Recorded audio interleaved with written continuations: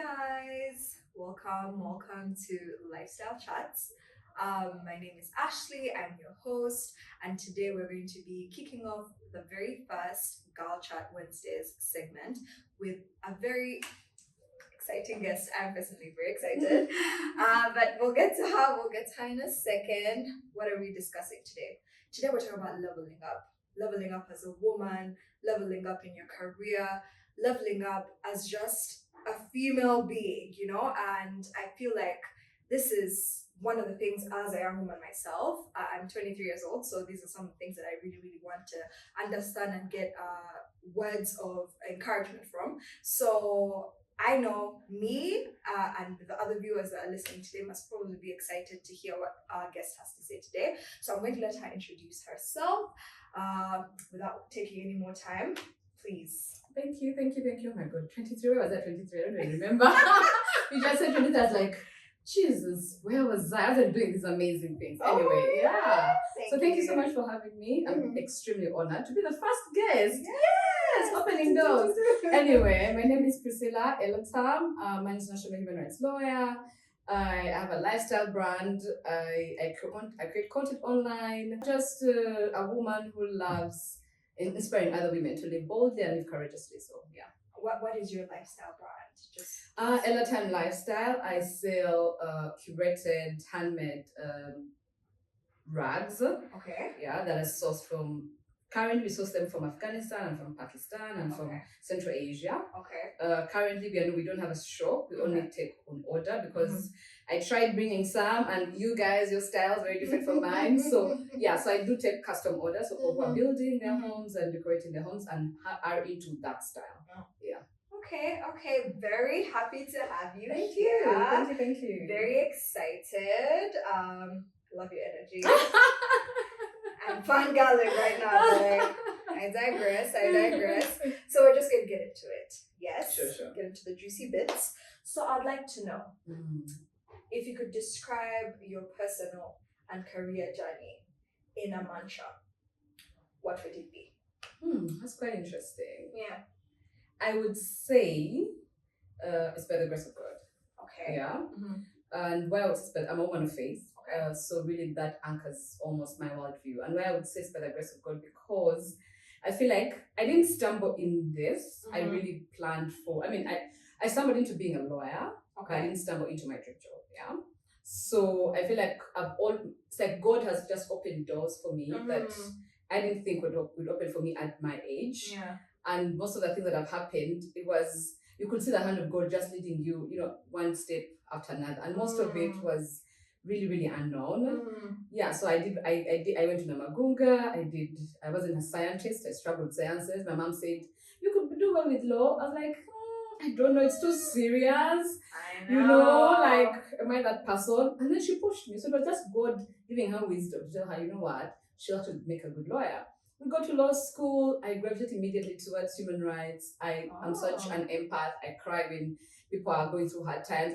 I don't watch news sometimes because it's just so heartbreaking. It's immense. Exactly. Yes. So I God just used that aspect of my character to lead me into the work that I do, and every opportunity that has come has just been not by my doing. It's just being in the right place at the right time and milking every opportunity that God gives me. So I want to take credit for it, but no, because most of it, even my masters, all the things I've done, I just really saw an opportunity like, oh my God, I really want to do this. God, can I do it? Okay, apply. Good, we go. So it wasn't really that I'm the smartest. I consider myself very average. I don't think so, but no, seriously, I feel I know smarter people who out in a heartbeat would be sitting and do the things that I'm doing. Yeah. But I feel like it's just been God giving me the opportunity to serve, the privilege to serve, and me just saying yes. Saying yes at every opportunity and making sure I milk every opportunity. Yeah. So yeah. Okay. Fun fact. Fun fact. I did law school. Oh really? For my first, I got into the university that I went to. On a scholarship in law. Oh wow! But then the same thing with you.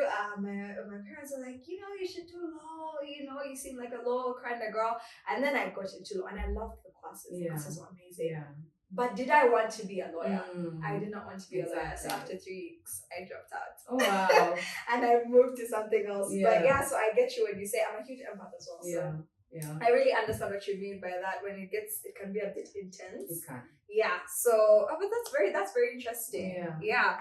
And I'd like to know, what is the boldest move that you have made so far in your career, in all those different things that you have been doing? What is the boldest move that you would say, me, Priscilla, I did this? And just for the bold, when I think about the boldest move, it's going to sound, it's not going to sound as grand in the moment, but why I call it the boldest move, I feel like it set the foundation for what I'm doing now. So I remember fresh from law school, I think, LDC, before LDC, after LDC, one of the two, I don't remember, some many years. I approached a friend of mine and asked her, she was doing the work that I wanted to do. You know, she was in development space, killing the game. I was like, I really want to be like you. Yeah. How did you do it? And then she told me, you know what, no one is going to hire you off the bat from law school because you don't have skills. Yeah. So how about you consider taking an unpaid internship? And I was like, unpaid internship, I want to earn like 100K. Like, man, why? Anyway, I approached this organization that was at that time really they're still doing amazing work. And I talked to the ED. They didn't know one, I didn't know anyone, they didn't know me. I just walked in with my papers and my one-page CV at that time, because I did. And I asked them, I want to work. I told them I'm here, and they said, okay, you want to work? Like, yeah, I said I want to work. I don't have a laptop. My mom doesn't know I'm here. And then the guy looked at me, and I think in his head is like, the audacity. And he gave me an unpaid internship. And I feel like that unpaid internship helped me to clarify and understand that this is where I really want to be, in the international human rights space. And even when I left that unpaid internship because I needed money, even when I went to work in a law firm, I knew it was not my kind so of you worked in a law firm? I did. I worked in corporate for like a year and a half. What was corporate like? It was lovely. I would dress up in my suit. I was still in the game. Yeah. And I always say that I would be someone who would have thrived. I think I can thrive anywhere. Yeah. Because I'm an economy. However, I needed passion. You know, I needed to feel like this work is making impact. For me, impact is like one of my greatest, things I want to out of work and stuff that I do. So I left corporate but I knew that I want to be in international development space simply because of that internship. But also I learned so many skills. And I learned the things I want to do and things I don't want to do. I'm like that, I just don't want to do that. It really opened the space up for me, which I feel like led me to where I am. So I would say it was my boldest. I've gone ahead to do what you'd consider bolder, but I think that would be the best. That would be the best. Okay, and as someone who is also passionate about things to do with activism, human rights, anyone in the audience who is passionate about different things like that, how would you say that they should approach finding career opportunities in that light here in Uganda? Like the simplest little gems that you could drop when it comes to that? I would say that one, if you have the privilege to take an unpaid internship, I know it's very unpopular, and I really wish organizations could pay every intern. My workplace now pays intern, thankfully, so many people have done activism around that. I feel like look for an either paid or unpaid internship.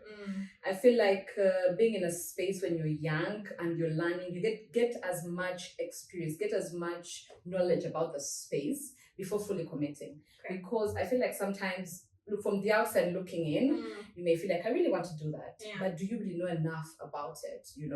So because international development, the space can be frustrating, it can be very intense.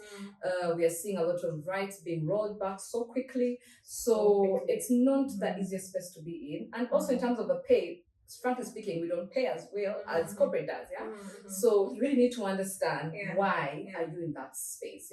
And I feel like an internship will give you that opportunity to see, do I really want to do this? Do I want to work with these people? Do I even care about women's rights as much as I think I do? Do I even care about development rights? Like, maybe you actually would thrive more in an intellectual property law firm where you just, working to help creatives with their ideas. So it's just, I feel like be in that space when you're young without necessarily having like a signed contract fully committed. Mm-hmm. Then number two, network. Network. Follow up on LinkedIn, comment on people's LinkedIn's and Mm. see who are the voices that are, making change, the change makers. Yeah. Follow them and see how does their life look like. Yeah. Because I feel like it's one thing to desire something, it's one thing to actually know that you want it. So yeah, follow people who are in that space, and but also educate yourself. Before you go for an internship, don't go green. Don't go green. Educate yourself. Read, read. There's so much information available right now. Learn, and also ask questions. Sometimes also invest in networking events in that field. Yeah, I don't know. I've not been worked in Uganda for a long time, so I don't know. I hope it's being relevant. But I also know that people in Uganda do there's a lot of word of mouth.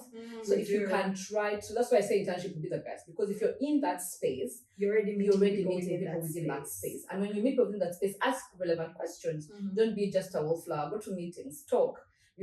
Practice. Yeah, we all have imposter syndrome. Get over it. Just talk.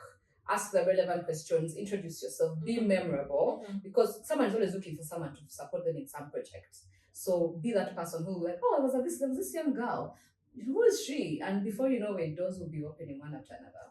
Okay, yeah. I think what we have taken from this is be memorable, be outstanding, take a chance on yourself, paid, unpaid, get into that space, learn what you need to learn. Everything is a learning opportunity.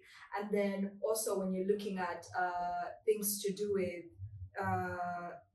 aspiring to be in a certain space versus being in that certain space, notice the two, take from the two. This reminds me of uni, where they would say the idea itself and the actual, take note of two, compare notes, and then come up with a conclusion. Because I feel like the beauty of being young, and I wish I'd known this much younger, the beauty of being young is you can still change your mind. You can. In my 20s, I could have just flipped and gone do economics, but I'm 36. I've invested so much time. Of course, you still can reinvent yourself, but the reality is it's harder. It's much harder. There's much more at stake. Bills are at stake.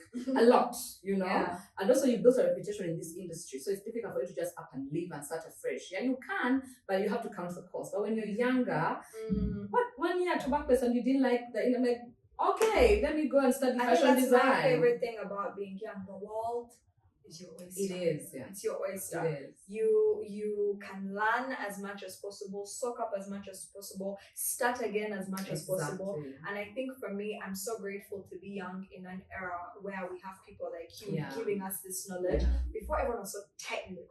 And it was on a need-to-know basis, And I feel so blessed that we have platforms like this, like lifestyle chats in different places, where we're telling girls and boys and everyone these days that when you're young, don't be rigid. Don't rush to that level that you're trying to get to. You have so much space. So be like a sponge. Exactly. Explore. Explore. And I think that's the privilege that people from those countries have over us. And I understand this. I understand we probably speak from privilege, because I guess some of us probably may have parents who can support us less or not. But I feel like if you can, really do explore. Okay.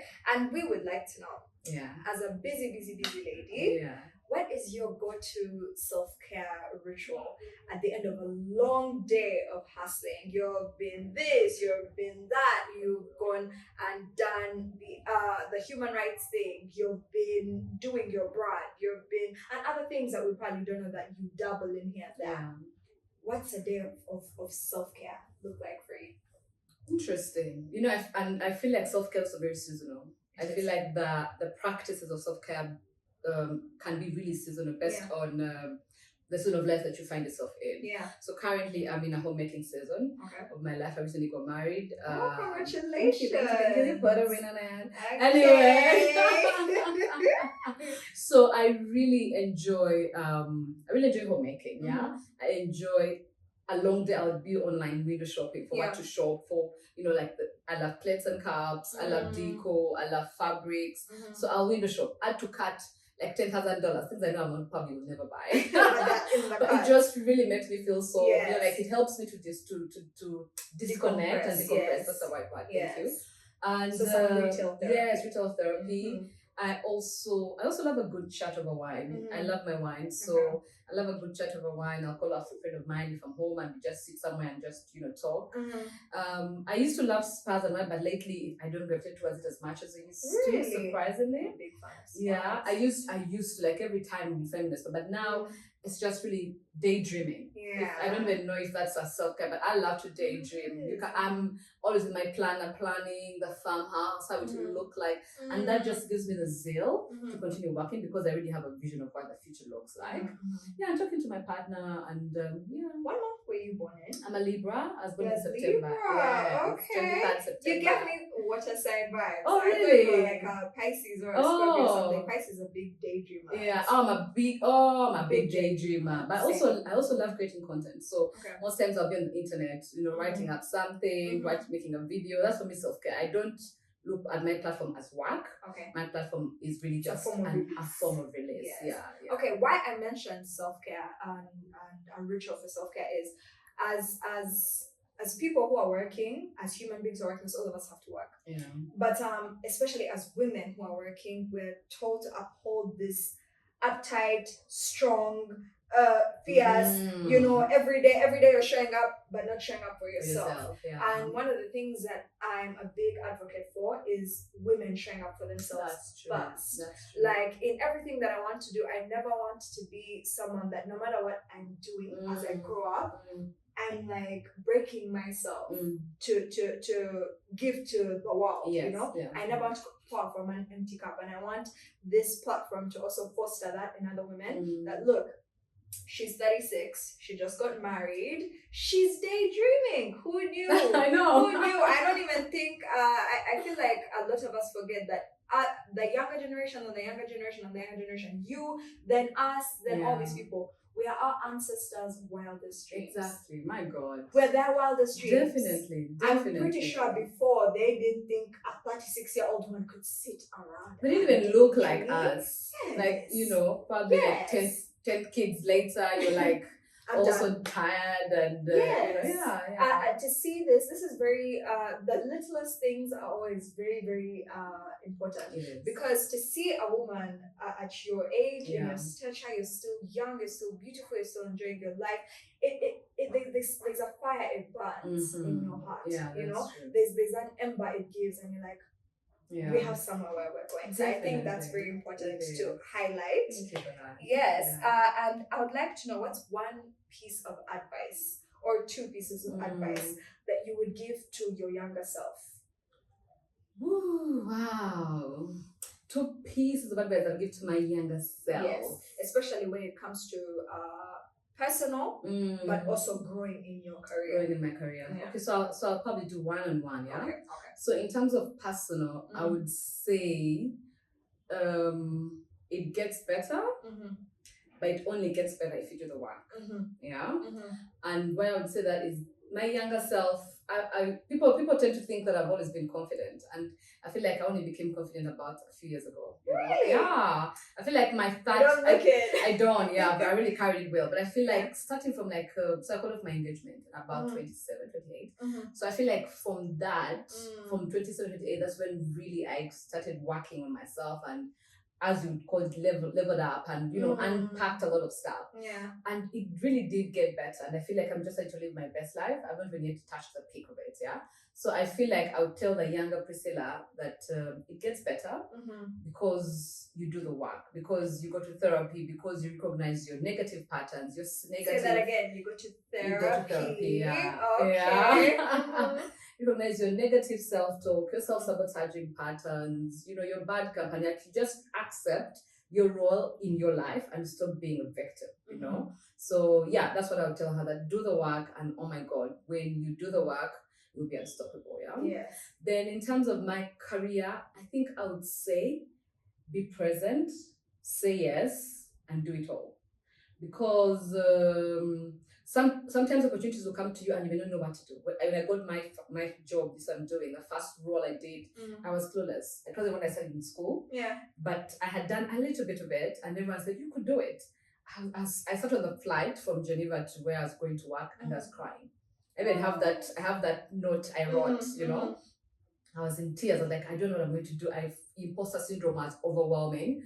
And I reached there. I just told myself, you know what, I'm here. I'm going to kill it. I'm going to do it. I'm going to learn. I'll ask questions. I'll read. I'll put in the hours.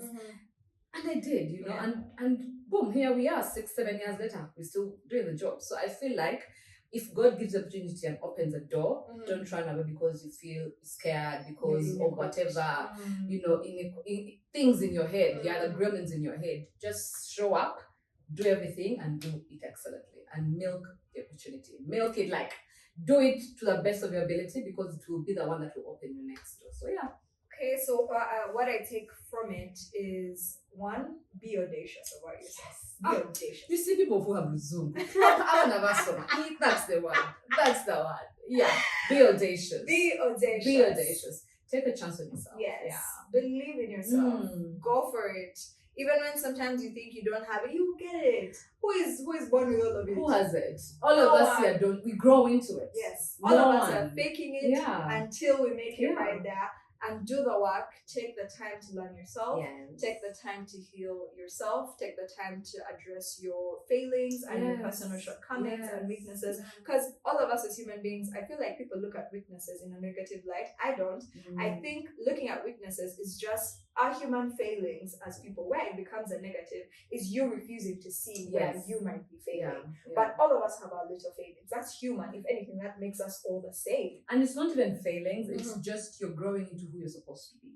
No one is born knowing how to do life. You know? No one is born knowing how to be a 36-year-old. Today you grow up, you turn 35, and next day you're 36, you're like, okay, how do we do this? And you grow into it. So I feel like just having grace towards yourself and others. That look, okay, yesterday I didn't do well, I can do better. But also knowing that you're called to a higher level and not settling for mediocrity, you know, That's very beautiful. That's very beautiful. I sometimes speak sensible things. You're giving us a lot of sense today, okay? So I would like to know, lastly, could you kindly tell the audience where we can find you, where we can find your lifestyle brand, anything you would like to share with us, a recommendation for a good wine? You said you love wine. A recommendation for a good wine, a good book, anything you'd love to lastly share with the people. Okay, that's good. That's amazing. So yes, you can find me on my platform, Elatam Priscilla, on Instagram. I had a YouTube channel. I still have a YouTube channel. Personally, I'm also a co-host of a show that's called In This Season. That's about women and, you know, empowering women and stuff like that. So you can find us there. In terms of a recommendation for a good book, wow, that's a very good question. Okay, so a good book. I'm a huge fan of Brené Brown, and if you follow me, I'm sure you're so tired of that song. So I feel like one of the books that changed my life was Daring Greatly by Brené Brown, and it's if you are a person who struggles with courageous living, struggles with what people say, struggles with whatever in terms of just living out your authentic life, I encourage you to check out Brené Brown. Her content on YouTube is amazing, and that book. In terms of a recommendation for wine, I don't even know where to start, but a good Malbec. You never go wrong with a good Malbec. Okay. So yeah, of course. I think a Malbec. A Malbec would be my favorite. Okay. Yeah. Well, thank you so much. You're welcome. For taking the time out of your fabulous life. Thank you. To give us some gems, to give us some tips. I know that I'm beyond impressed by you as a human being. Thank you. Also, I am very inspired, and I'm very sure that people who are watching right now can feel your aura and how, you know, I don't know if anyone else feeling it. Your aura is very powerful. It's very authentic. It's very raw, and it's very calming.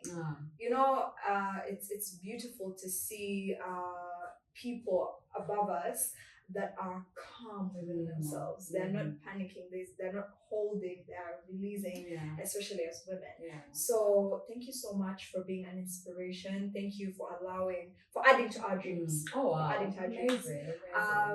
This has been Girl Chat Wednesdays with Ashley and Priscilla. Till next time. Yes. Just thanks for having me. Bye. Bye.